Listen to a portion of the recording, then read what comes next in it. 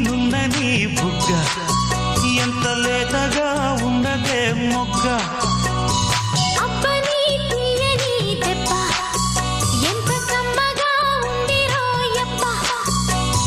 వయ్యారాల